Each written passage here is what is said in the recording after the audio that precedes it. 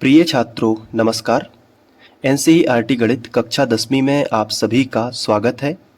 आज हम प्रमेय 6.1 यानी थेल्स प्रमेय या फिर हम इसे आधारभूत समानुपातिकता प्रमेय कहते हैं, इसको बहुत अच्छे से समझेंगे। ये प्रमेय बोर्ड परीक्षा के लिए बहुत इम्पोर्टेंट है। अगर आपने ये प्रमेय बहुत अच्छे से सीख लिया तो आपके 4 से 5 नंबर पक्के हो जाएंगे। इस प्रमेय को हम बिल्कुल जीरो से समझेंगे बहुत अच्छे से, और इसमें कैसे एग्ज़ाम में लिखना है वो सब कुछ आज हम इसमें पूरा एक एक पॉइंट बाय पॉइंट समझते चलेंगे। सबसे पहले आपको यहाँ ये देखना है कि ये जो प्रमेय है ये किस से संबंधित है। तो इसका जवाब होगा त्रिभुज से। ठीक है, ये जो थेल्स प्रमेय है ये त्रिभुज से संबंधित है। ये प्रमेय कहता क्या है कि अगर कोई त्रिभुज है तो इसमें 3 भुजाएं होती हैं, जैसे एक ये भुजा हो गई, एक ये वाली भुजा हो गई और एक ये वाली भुजा हो गई।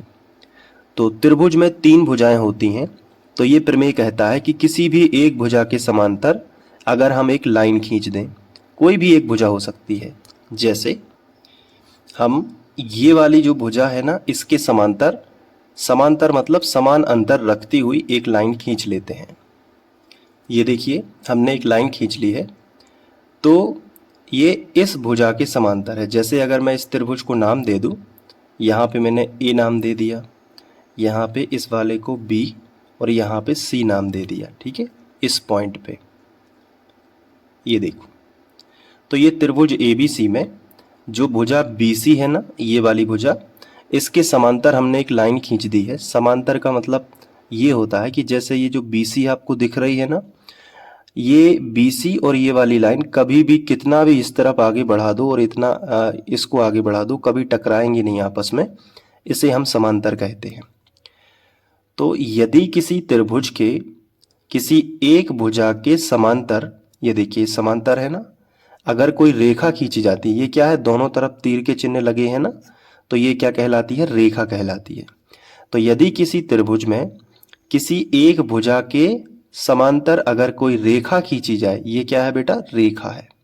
इसको आपको क्या बोल देना है, रेखा।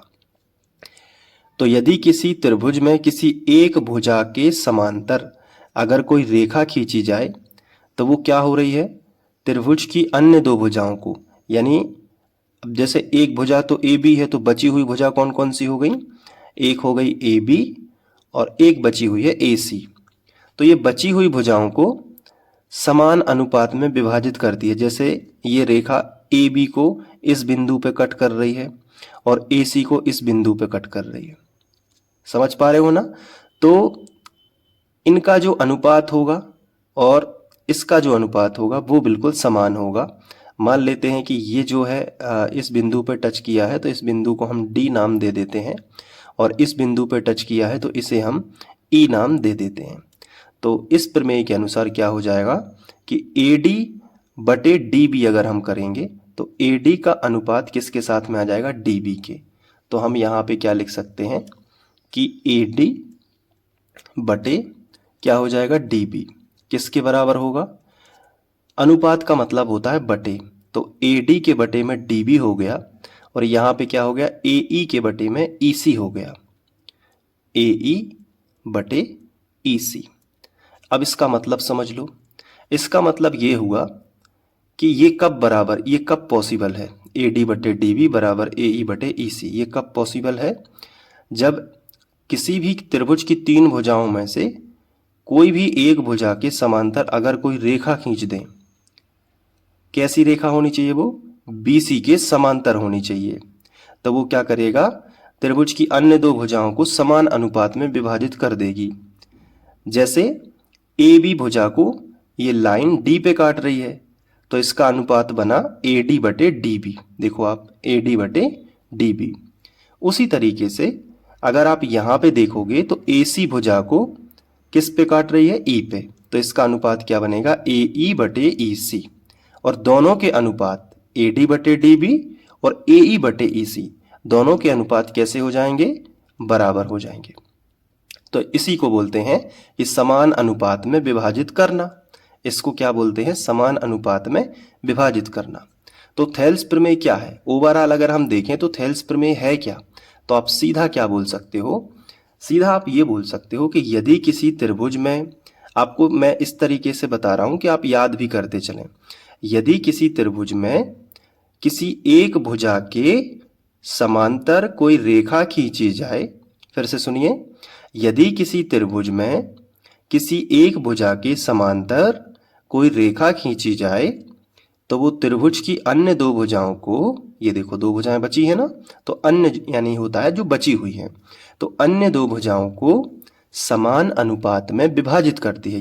ये जो बना है ना ए डी बटे डी बी और ए ई बटे ई सी, इसे कहते हैं समान अनुपात। तो समान अनुपात में क्या होता है, विभाजित करती हैं। तो यही थेल्स प्रमेय है।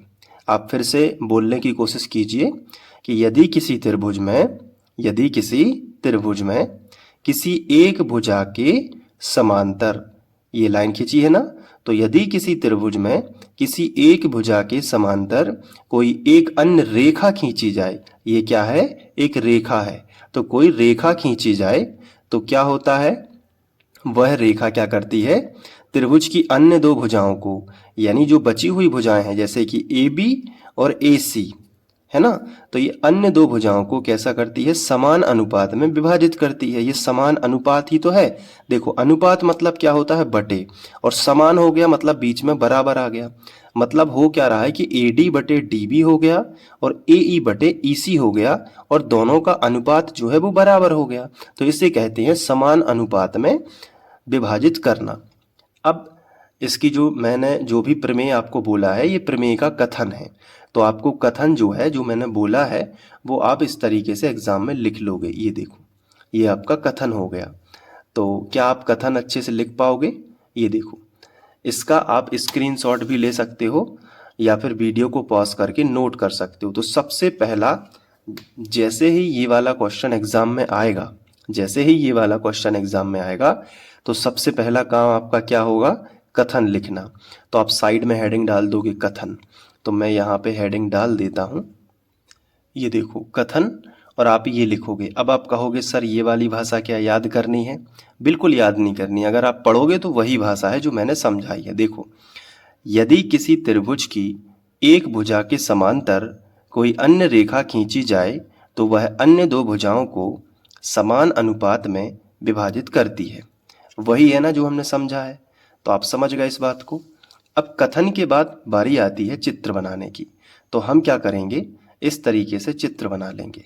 क्लियर है ना बात? ये चित्र बना लिया।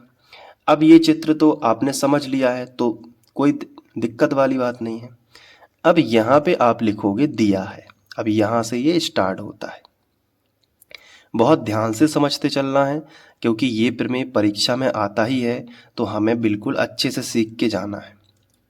तो हम दिया है में क्या लिखेंगे, हम दिया है में सबसे पहले लिखेंगे कि दिया है त्रिभुज ए बी सी में। तो हम लिख लेते हैं। तो यहाँ पे हम लिखेंगे त्रिभुज ए बी सी में, इतना लिख लोगे, ठीक है। देखो, अपन को चीज़ें ऐसे देखनी है कि मान के चलना है कि हम बिल्कुल वीडियो देखते देखते ही सीख जाएं, ठीक है। ऐसा ना हो कि वीडियो देखने के बाद आपको अलग से मेहनत करनी हो, तो फिर वीडियो का उतना फ़ायदा नहीं है। आपको पूरा समझ में आना चाहिए, तो आपको फोकस भी करना होगा, ठीक है। तो त्रिभुज ए बी सी में इतना समझ आ गया। अब त्रिभुज ए बी सी में देखो ध्यान से क्या क्या दिया गया है। तो बी सी के समांतर डी ई है। ये हमें पहले से हमारे पास रहेगा कि हम किसी भी त्रिभुज की कोई भी एक भुजा है, जैसे बी सी एक भुजा है ना, तो बी सी एक भुजा है, उसके समांतर सबसे पहले हमने डी ई खींची है, एक लाइन खींची है डी ई, ठीक है। जो डी ई पे कट हो रही है, तो लाइन को हम डी ई नाम बोल सकते हैं। तो हमने सबसे पहले ये किया हुआ है कि हमने पहला काम क्या किया है कि त्रिभुज की कोई भी एक भुजा के समांतर एक लाइन खींच ली है हमने। तो ये तो हमने पहले किया है, लेकिन उससे हमें सिद्ध क्या करना है। तो हम यहाँ पे हेडिंग डाल देंगे, सिद्ध करना है, ठीक है। तो ये हमने लिख लिया कि सिद्ध करना है।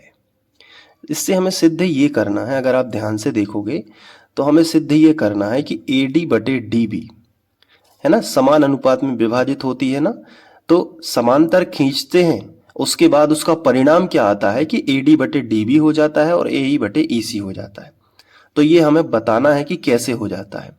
तो हम यही लिखेंगे कि AD बटे क्या हो जाता है DB बराबर, और AE बटे क्या हो जाता है EC। बोलो समझ पा रहे हो ना? ठीक है, तो ये हमें सिद्ध करना है। ये हम काम करेंगे त्रिभुज के अंदर और ये ऑटोमेटिक हो जाता है। तो ये क्यों होता है, ये सिद्ध करके हम दिखा रहे हैं। तो इतना आप समझ गए होंगे। इसके लिए अगर हमें ये सिद्ध करना है तो इसके लिए हमें रचना करनी होगी, ताकि हम उसको मैथमेटिकली सिद्ध कर सकें। तो अब हम हेडिंग डाल देंगे रचना। ठीक है, रचना हम करेंगे, कुछ हम कंस्ट्रक्शन करेंगे इसमें। देखो क्या करेंगे। सबसे पहले हमारा काम होगा कि जो भी हमारा चित्र है इसमें हम B को E से मिला देंगे। तो मिला देते हैं पहले। ये देखिए, B को हमने E से मिला दिया, जिससे एक त्रिभुज बन गया BDE। ये देखो, ये त्रिभुज दिख रहा है ना। अब उसी तरीके से अगर हम C को भी D से मिला दें तो भी एक त्रिभुज बन जाएगा। बनेगा कि नहीं बनेगा? तो मिला देते हैं। ये देखिए, तो C को हमने D से मिलाया तो एक त्रिभुज इस तरीके से हम सोचेंगे CED। ये दिख रहा है ना, तो एक त्रिभुज ये बन जाएगा। ठीक है, तो अब हम क्या करेंगे, ये हम लिख लेंगे यहाँ पे जो भी हमने किया है। तो हमने लिखा कि B को E से मिलाया, B को E से मिलाया, और इसके बाद हमने क्या किया है, इसके बाद हमने C को D से मिला दिया है। तो वो भी हम लिख लेंगे, C को D से मिलाया। ठीक है, तो ये दो काम हमने किए हैं। अब इसके अलावा तीसरा कंस्ट्रक्शन और कर देंगे। वो क्या है, हम यहाँ पे हमें एक लंब की जरूरत पड़ेगी, क्योंकि हम त्रिभुज का क्षेत्रफल जानते हैं 1/2 आधार गुणित ऊंचाई होता है। ये देखिए, ये त्रिभुज का क्षेत्रफल होता है 1/2 आधार गुणित ऊंचाई। अभी आपको समझ नहीं आएगा कि मैं ये क्यों बता रहा हूँ, थोड़ी देर बाद आने लगेगा कि ये क्यों लिखा था। तो ये आधार और ऊंचाई होती है, तो हमें यहाँ पे एक ऊंचाई बनानी पड़ेगी। तो मैंने पहले से बता दिया ताकि आप उतना भी कंफ्यूज ना हो कि क्यों बना रहे हैं। तो ऊंचाई कैसे होती है, जैसे D से हम ये जो AE भुजा दिख रही है ना, इस पे लंब डाल सकते हैं। कहाँ से? D से। तो D से एक लंब खींच देते हैं यहाँ पे। ये देखो, D से हमने क्या कर दिया, एक लंब खींच दिया। अब इसको हम कुछ नाम दे सकते हैं, कोई भी हम नाम दे सकते हैं। ये लंब है, यानी 90 डिग्री का इस तरफ भी है और 90 डिग्री का कोण इस तरफ भी है। तो D और यहाँ पे E नाम तो हमने दे ही दिया है, तो यहाँ पे हम M नाम दे देते हैं। तो हो जाएगा DM लंब किस पे है? AE पे है। AE भुजा पे ये DM लंब है। ठीक है, और इसके अलावा अगर हम देखें तो E से लंब अगर हम खींचें किस भुजा पे? AD पे। AD पे हम लंब खींच सकते हैं E से, इस तरीके से वो भी खींच देते हैं। ये देखिए, E से हमने यहाँ पे लंब खींचा तो यहाँ भी 90 अंश है और यहाँ भी 90 अंश है, और इसको हम EN नाम दे देते हैं। तो एक लंब है DM और दूसरा लंब है EN। लेकिन DM किस भुजा पे है? AE भुजा पे है, और EN किस भुजा पे है? AD भुजा पे है। समझ गए कि नहीं? तो वो हम लिख लेते हैं कि सबसे पहले DM खींचा था ना हमने, तो DM जो है और लंब का ये चिन्ह है, तो DM लंब है किस पे है? AE पे है। तो ये लिख लिया। तथा इसके अलावा अगर हम देखें तो EN लंब है किस पे है? AD भुजा पे है। तो EN लंब है AD भुजा पे है। ठीक है, खींचा। तो बताओ इतना कर लोगे? सबसे पहले दिया है, क्या क्या दिया गया? त्रिभुज ABC में BC समांतर DE है। ठीक है, BC के समांतर DE है। फिर सिद्ध करना है AD बटे DB और AE बटे EC। ये हो जाएगा। फिर क्या करना है? B को E से मिला देना है, C को D से मिला देना है, और DM लंब किस पे खींचना है? AE पे, और EN लंब किस पे खींचना है? AD पे। ये है थोड़ा सा। अब इसके बाद उपपत्ति बहुत आसान है, बड़े ध्यान से समझ लेना। तो अब हमने हेडिंग डाल दिया उपपत्ति। अब ये उपपत्ति यानी प्रूफ होता है, तो हमने लिख दिया उपपत्ति। और इसमें क्या करना है, बहुत आसान है, चीज़ों को समझना बस ध्यान से देखना है। तो उपपत्ति में हमें त्रिभुज लेना है। सबसे पहला हमारा त्रिभुज है, ऊपर वाला त्रिभुज है ए डी ई। ये ऊपर वाला त्रिभुज आपको दिख रहा है ए डी ई। बताओ दिख गया? मैं इसको थोड़ा सा हाईलाइट कर देता हूँ, ये देखिए मैं पेंसिल से कर दे रहा हूँ। तो अब आपको ए डी ई क्लियर दिख रहा होगा कि ये ऊपर वाला त्रिभुज है। तो ये त्रिभुज लेना है और इसके साथ में इसी आधार से लगा हुआ ये डी बी आधार है, तो इसी डी बी आधार से लगा हुआ त्रिभुज है डी बी और ई। आप समझ पा रहे हो ना? तो ये वाला त्रिभुज साथ में जाएगा। ऊपर वाले त्रिभुज के साथ में कौन सा त्रिभुज लिया है? D B E. दिख रहा है ना? तो चलो लिखते हैं। तो ऊपर वाले त्रिभुज का क्षेत्रफल यानी एरिया ऑफ ए आर लिख देना, तो एरिया हो जाएगा। आप हिंदी में भी लिख सकते हो क्षेत्रफल, और हिंदी मीडियम वाले हो तो इंग्लिश में भी थोड़ा बहुत लिख सकते हो, उससे कोई दिक्कत नहीं होगी, कभी आपके नंबर नहीं कटेंगे। तो मैंने ए आर बना दिया यानी एरिया। और किसका एरिया? सबसे पहले ऊपर वाला त्रिभुज लेना है, मैंने बताया है ना। तो देखो त्रिभुज ए डी ई, ये ऊपर वाला त्रिभुज ले लिया। उसके बाद बटे का चिन्ह लगाना है और नीचे फिर से लिख लेना है एरिया। और अब नीचे वाला त्रिभुज ले लेना है। नीचे वाला त्रिभुज क्या है? डी बी ई, ये वाला त्रिभुज लेना है। ठीक है, दिख गया ना? तो लिख लेते हैं त्रिभुज डी बी और ई। इन दोनों त्रिभुजों के क्षेत्रफल का अनुपात लेना है। क्या काम बन जाएगा आपसे बताओ ये? अब उसी तरीके से जब अगली बार लोगे तो ऊपर वाला त्रिभुज तो लेना ही है, लेकिन इस भुजा से सटा हुआ, इस भुजा से सटी हुई भुजा क्या है? EC है, तो इससे बना हुआ त्रिभुज ही हो जाएगा DEC। तो अगली बार में वो ले लेंगे। तो इसमें दो बार त्रिभुज लेना है। पहले केस में क्या करना है कि ADE यानी ऊपर वाले त्रिभुज के साथ ये जो भुजा सटी हुई है ना DB, तो एक बार इस DB से बना हुआ त्रिभुज लेना है और एक बार ऊपर वाले त्रिभुज के साथ इस EC से बना हुआ त्रिभुज लेना है। समझ गए कि नहीं? ऊपर वाले त्रिभुज में, ऊपर वाला त्रिभुज तो दोनों केस में लेना है। आप समझ रहे हैं मेरी बात? ऊपर वाला त्रिभुज दोनों केस में लेना है, लेकिन इसके साथ पहले केस में ये DB से सटी हुई जो DB भुजा है ना, इससे बना हुआ त्रिभुज ले लेना है। तो DB भुजा से बना हुआ त्रिभुज क्या हो जाएगा? DBE। और दूसरे केस में, दूसरे बार में आपको क्या करना है?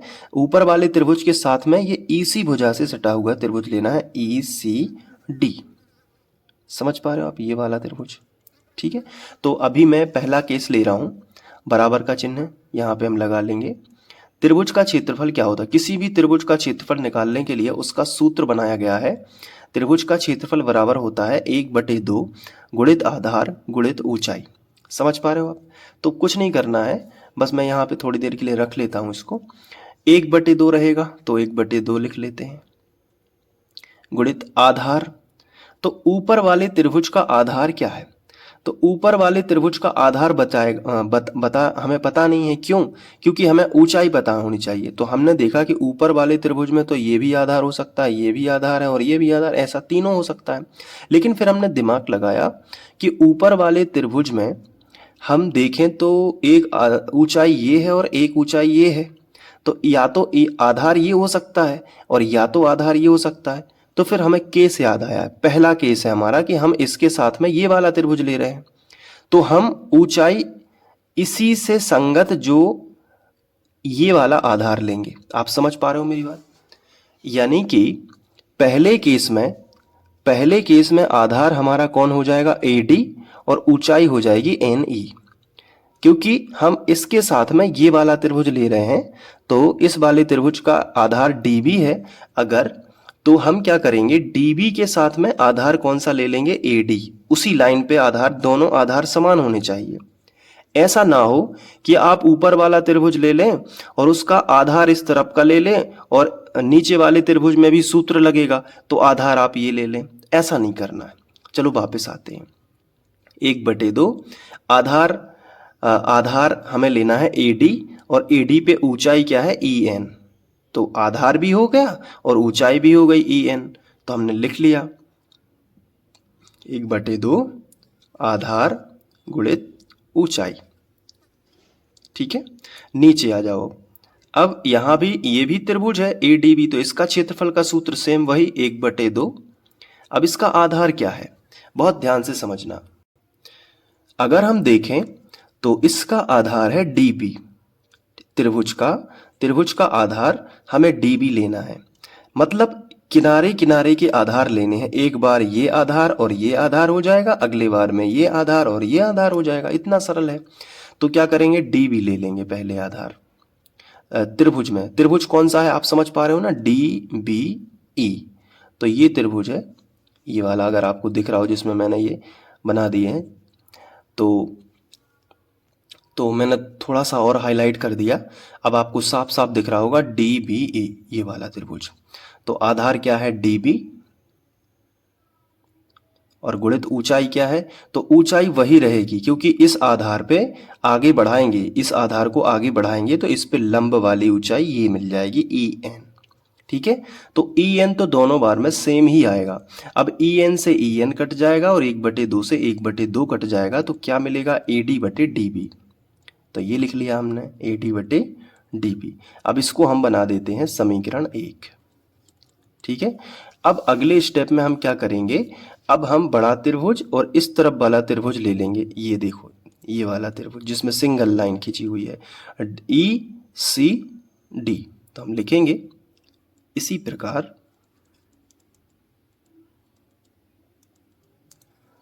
एरिया ऑफ त्रिभुज ADE बटे एरिया ऑफ त्रिभुज, ऊपर वाला तो सेम रहेगा, जैसे यहाँ है वैसे यहाँ आ जाएगा, लेकिन नीचे वाला त्रिभुज चेंज हो जाएगा, यहाँ पे हो जाएगा DEC, DEC बराबर के बराबर।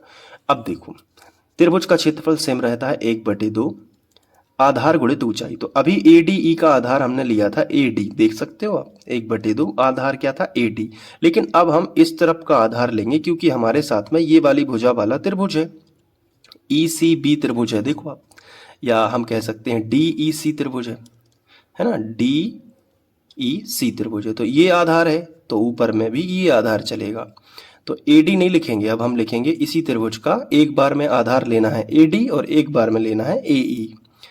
तो यहाँ पे हो जाएगा AE गुणित, और ऊंचाई AE पे ऊंचाई क्या है MD या DM, जो भी आपको बोलना है, तो DM मैंने बोल दिया बटे, फिर से हमने लिखा 1/2। और अब हम देख रहे हैं कि त्रिभुज DEC में आधार तो यही रहेगा EC, ये त्रिभुज है ना, ये सॉरी ये वाला त्रिभुज, इसमें आधार तो EC ही रहेगा, लेकिन ऊंचाई क्या हो जाएगी इसकी, वही जो ऊपर है, तभी तो कटेगी ना, ये लॉजिक भी तो लगाना है।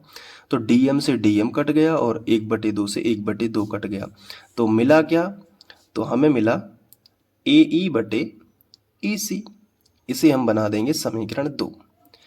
अब हमें बहुत ध्यान से देखना है, क्या ध्यान से देखना है, देखो हम जानते हैं कि समांतर रेखाएं हैं ना ये दोनों, तो समांतर रेखाओं के बीच में जो दो त्रिभुज ये बन रहे हैं, ये पहला वाला जिसपे हम बार बार पढ़ रहे हैं और ये वाला, समांतर रेखाओं के बीच बने त्रिभुजों के क्षेत्रफल हमेशा बराबर होते हैं, यानी कि DBE का क्षेत्रफल बराबर होगा DEC के क्षेत्रफल के। तो ये लॉजिक यहाँ पे लगेगा कि हम लिखेंगे कि चूंकि एरिया ऑफ, मतलब ये दोनों त्रिभुज आपस में बराबर कर देने हैं, तो इनके क्षेत्रफल आपस में बराबर हो जाएंगे, यानी एरिया ऑफ त्रिभुज DBE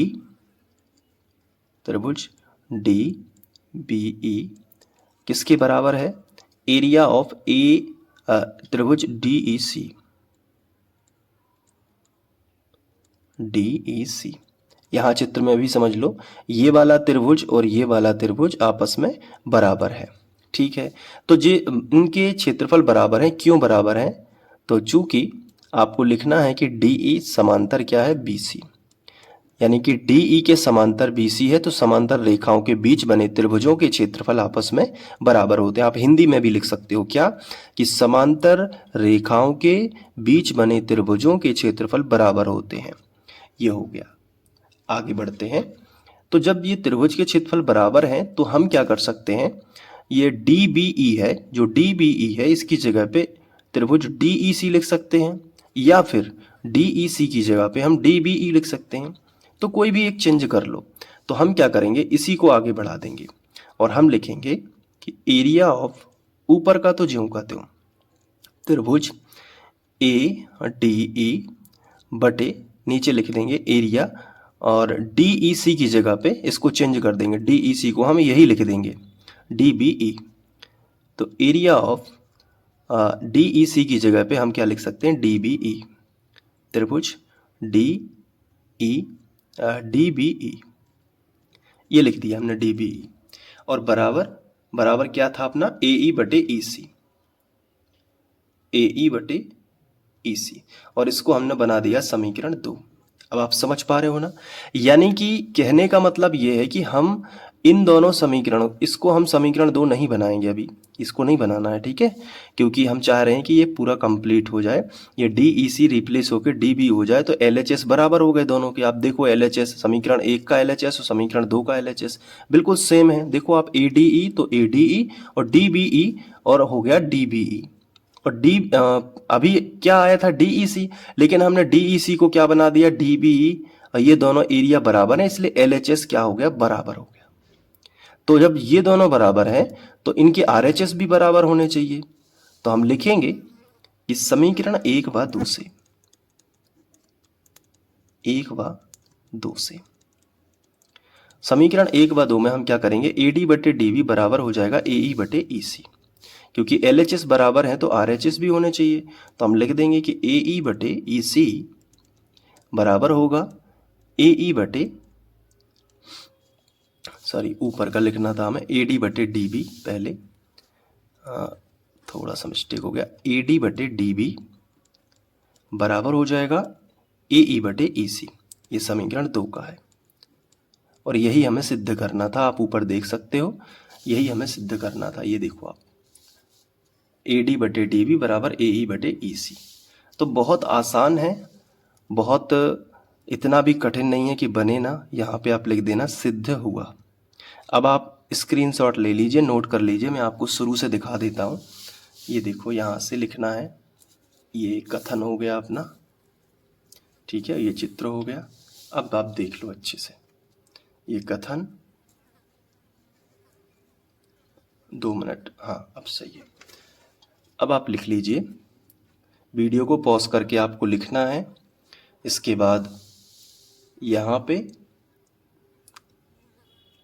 इसके बाद यहाँ पे, और इसके बाद ये वाला। उम्मीद है कि आपको ये क्वेश्चन अच्छे से समझ में आ गया होगा। मिलते हैं नेक्स्ट वीडियो में। Thank you.